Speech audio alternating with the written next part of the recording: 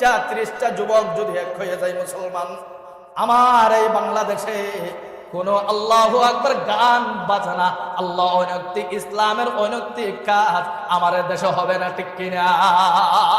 পারবে? আমার এলাকার প্রত্যেকটা গ্রামে যদি 20টা যুবক দাঁড়িয়ে যায়, আমার এলাকার মধ্যে কোনো গান বাজনা করা যাবে না, আমার এলাকার মধ্যে কোনো ইয়াবা ব্যবসায়ী চলতে পারবে না। এরকম যদি চলে যায়, দাঁড়িয়ে যায়, আমার এই দেশ ইসলামের দেশ, আমার এই দেশ সোনার এক বাংলাদেশ পরিণত হবে। বড় করে বলেন ঠিক কিনা?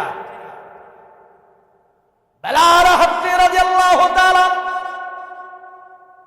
বলে, আমার উপর জুলুম করতেছো তোমরা, কিন্তু আমাকে মারতে পারো, কাটতে পারো, আমাকে জবাই যদি করো, আমি পড়ছি যে কালমা ফেরত দিতে পারবো না।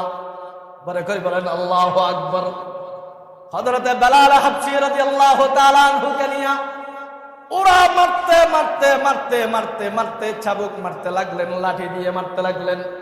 হযরতে বেলাল হাফসি রাদিয়াল্লাহু তাআলা যে পহর করে, বেলালের শরীর থেকে প্রত্যেকটা মারের বদৌলতে রক্ত বের হয়ে যায়, রক্ত বের হয়ে যায়।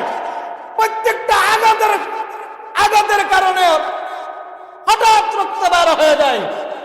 হযরতে বেলাল হাফসি রাদিয়াল্লাহু তাআলা কে মারতে মারতে বেলাল হাফসি বেহুশ হয়ে গেলেন। বেলাল হাফসি রাদিয়াল্লাহু তাআলা বেহুশ হয়ে গেলেন, পুরা শরীর থেকে রক্ত বের হয়।